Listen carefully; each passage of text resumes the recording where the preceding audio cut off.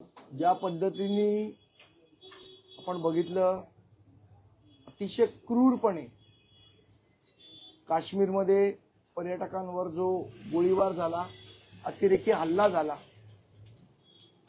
मला असं वाटतं ही वेळ आहे की सगळ्यांनी एकत्रितपणे या दहशतवादी हल्ल्याला तोंड देणं गरजेचं आहे। कालच सन्माननीय राजसाहेबांनी त्या पद्धतीची भूमिका जाहीर केली आणि सांगितलं की या अतिरेक्यांना 10 जन्म विसरणार नाहीत, अशा पद्धतीचा धडा हा सरकारने त्यांना द्यावा। आणि हेही सांगितलं की भारत सरकारच्या पाठी, केंद्र सरकारच्या पाठी, काश्मीर लोकांच्या पाठी महाराष्ट्र नवनिर्माण सेना भक्कमपणे उभा आहे। मॉरल सपोर्टच नाही, आज आपण बघितलं तर जिओ पॉलिटिक्स जर बघितलं या सगळ्याचं, तर 370 कलम हटवल्यानंतर अतिशय सुरळीतपणे सगळं काश्मीर चाललं होतं। लोकांचा रोजगार वाढत होता, पर्यटन वाढत होतं, अनेक पर्यटक हे काश्मीरला जात होते, तिकडे एन्जॉय करत होते। आणि त्यामुळे त्याचा परिणाम असा झाला की अतिरेकी बनवण्याचं कारस्थान करणारे जे लोक आहेत त्यांची अडचण व्हायला लागली। कारण जशी जशी सुबत्ता काश्मीरमध्ये वाढायला लागली तसे तसे अतिरेकी तयार होणं बंद झालं। लोकांनी त्या गोष्टीकडे पाठ फिरवली। मुख्य प्रवाहात येण्याची सुरुवात ही काश्मीरमध्ये व्हायला लागली।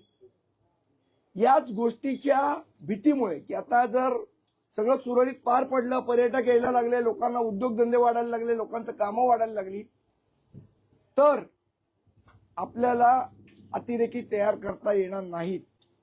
या भीतीमुळे आणि यासाठी कटकारस्थान करून पर्यटकांवर काश्मीरमध्ये हल्ला केला गेला। त्यामध्ये 6 महाराष्ट्राचे आणि पूर्ण देशाचे 27 मला वाटतं लोक मृत्युमुखी पडले। महाराष्ट्र नवनिर्माण सेनेतर्फे आम्ही त्यांना श्रद्धांजली पण वाहतो। पण नुसतं श्रद्धांजली वाहून, नुसतं हे करून ही गोष्ट थांबणार नाहीये। कुठेतरी या दहशतवादाला उत्तर देणं गरजेचं आहे। केंद्र सरकार त्यांच्या पद्धतीने देईल याची आम्हाला 100% खात्री आहे। जो काय बदला घ्यायचा आहे, जे काय सजा द्यायची ज्यांना, ती देईलच।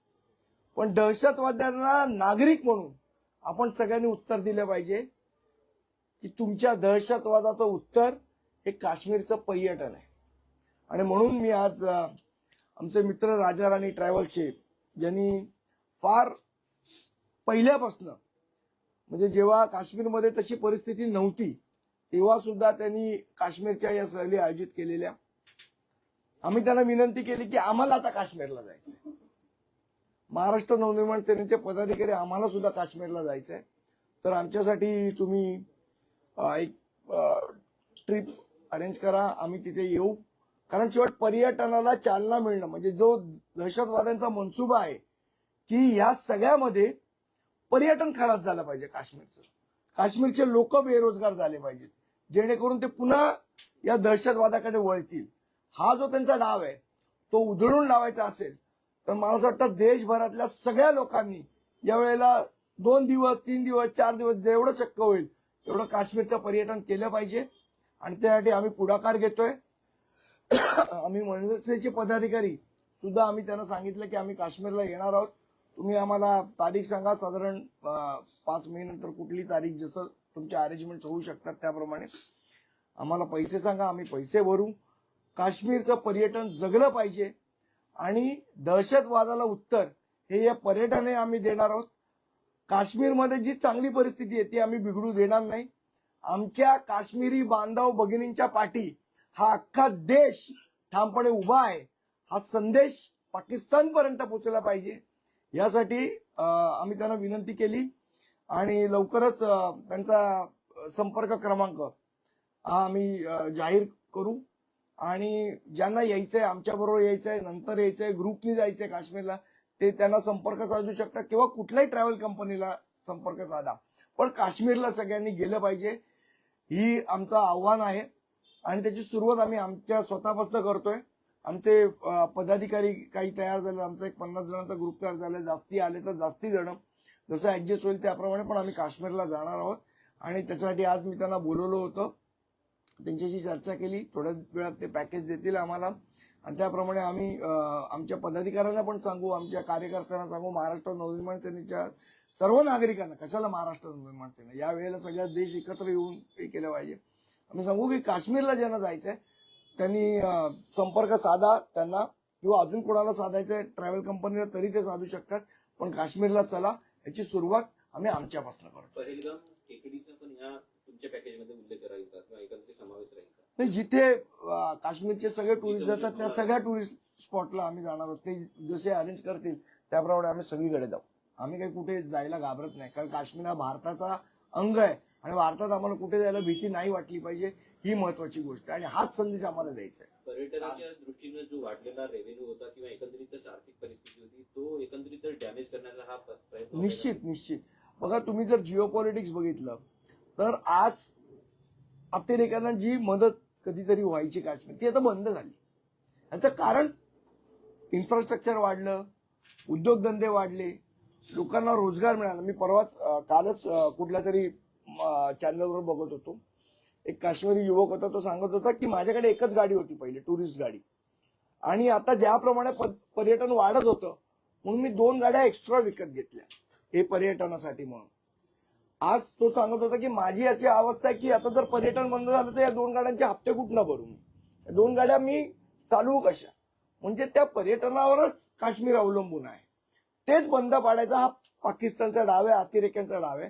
तो डाव हाणून पाडायचा असेल तर देश म्हणून आपण एकत्र येऊन पर्यटन करायला पाहिजे आणि हे दहशतवादाचं उत्तर असेल असं मला वाटतं की कुठल्याही प्रसंगात भारतातले सगळे नागरिक एक होऊ शकतात, हा संदेश पोहोचला पाहिजे. याची सुरुवात आम्ही आमच्या वाजता. कालच्या हल्ल्यानंतर अनेक पर्यटकांनी त्यांच्या बुकिंग रद्द केलेल्या आहेत, अनेक पर्यटकांची घट झालेली आहे असे ट्रॅव्हल एजन्सीचं म्हणणं आहे. तर म्हणूनच मी त्यांना, माझी सुद्धा त्यांच्याशी काल ही चर्चा झाली आणि म्हणून आम्ही ठरवलं की जर संदेश द्यायचा असेल की तुमचा मनसुबा कामयाब होणार नाही, दहशतवादाचं उत्तर आम्ही पर्यटनाने देऊ, हा जर संदेश द्यायचा असेल तर दुसऱ्याच्या घरात छत्रपती शिवाजी महाराज जन्माला यावेत असं नाही ना, स्वतःपासून सुरुवात करायला पाहिजे.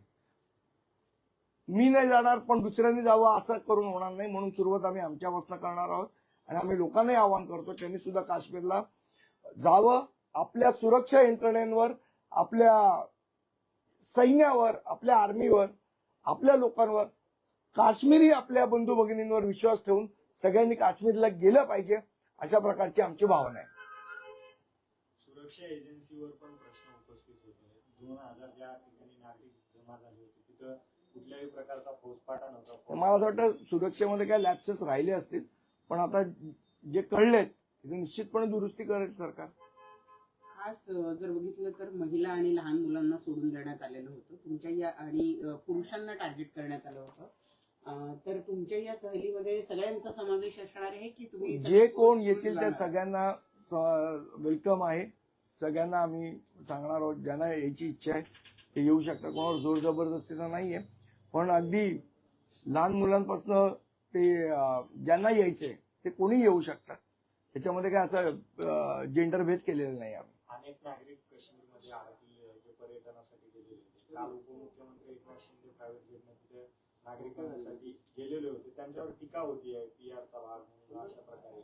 बघा, काय भूमिका असेल? असं आहे, तुम्हाला ती गोष्ट माहित असेल, वडील, मुलगा आणि गाढव तसंच आहे. तुम्ही दोघंही गाढवावर बसले तरी टीका होणार आहे, एकटे वडील गाढवावर बसले तरी टीका होणार आहे, एकटा मुलगा गाढवावर बसला तरी टीका होणार आहे, गाढव अंगावर घेतलं तरी टीका होणार आहे. त्यामुळे टीकाही होतच राहते. आणखी एक महत्वाची गोष्ट म्हणजे की असं लक्षात येतं की जे पर्यटक आता तिथे अडकलेले ज्यांना परत यायचंय, सगळ्या ट्रॅव्हल म्हणण्यापेक्षा सगळ्या ज्या एअरलाईन्स कंपन्या यांनी भाव अव्वाच्या सव्वा वाढवलेले आहेत आणि त्यामुळं खूपसे नागरिक आहेत जे तिकडे अडकून पडलेल्या, काही जणांना भीती वाटत असताना सुद्धा जास्त दिवस राहण्याची वेळ त्यांच्यावर आली आहे, कारण त्यांची पिकनिक संपत आली होती. आता परतीसाठी जो वाढीव खर्च आहे तो त्यांना झेपणारा नाहीये. मला असं वाटतं की म्हणजे आपल्या एअरलाईन्स कंपन्या, आता इंडिगोची एक काय टॅगलाईन आहे, कनेक्टिंग इंडिया, अशा प्रकारे कनेक्ट करणार आहात का तुम्ही इंडियाला? अशा प्रकारे भारत जोडो करणार आहात का? म्हणजे ज्या प्रसंगात तुम्ही खंबीरपणे लोकांच्या पाठी उभं राहिले त्या प्रसंगात तुम्हाला लोकांना लुटण्याचं जर प्रकार होत असतील तर अतिशय गंभीर आहे. मला असं वाटतं काल याची दखल डीजीसीपीने घेतली. 2 स्पेशल विमानं त्यांनी अरेंज केली. महाराष्ट्र सरकारने सुद्धा उड्डयन मंत्री आपले मुरलीधर अण्णांनी सुद्धा ती अरेंज केली आणि त्याचा मार्ग काढला. पण अशा पद्धतीने एअरलाईन कंपन्यांनी वागणं हे त्यांना शोभणारं नाहीये. त्याचबरोबर असं दिसून येते की सगळ्या म्हणजे मनसे कायमच म्हणत आलेली आहे की पाकिस्तानशी खेळही नको आणि त्यांच्या कलाकारांना इथे एंट्री पण नको. परंतु कालपासून अनेक खेळाडू आहेत, अनेक माजी खेळाडू आहेत, मोठे नाव कमवलेले खेळाडू आहेत. सचिन तेंडुलकर पासून अनेक जणांनी पाकिस्तान बरोबर खेळाचे सुद्धा सगळे संबंध तोडले गेले पाहिजे आणि एंटरटेनमेंटचे सुद्धा सगळे संबंध तोडले गेले पाहिजे अशी वाच्यता करायला सुरुवात केलेली आहे. त्याबद्दल मला वाटतं उशिरा का होईना काही लोकांना जाग आली. काही नतद्रष्ट होते आपल्याकडे, त्या अग्रवाल सारखे जे पाकिस्तानी कलाकारांना घेऊन चित्रपट बनवत होते. मला वाटतं त्यांना सुद्धा अक्कल आली असेल आता. ज्या पद्धतीचे निरपराध लोकांना मारण्याचं काम हे लोक करतायत. या लोकांना कशाबद्दल आपण इथनं पैसे कमवून जाणार आणि तिकडे दहशतवादी तयार करणार का? भारतातनं पैसे कमवणार आणि तिकडे दहशतवादी तयार करणार का तुम्ही? मला वाटतं सगळेच संबंध आता केंद्र सरकारने ठेवलेत. आमची तर भूमिका पहिल्यापासूनच आहे की महाराष्ट्रात आम्ही पाकिस्तानी कलाकारांचे चित्रपट प्रदर्शित होऊ देणार नाही. पण ही भूमिका माझ्या मते सर्व भारतातल्या सर्व राज्यांनी घेतली पाहिजे ही आमची विनंती आहे.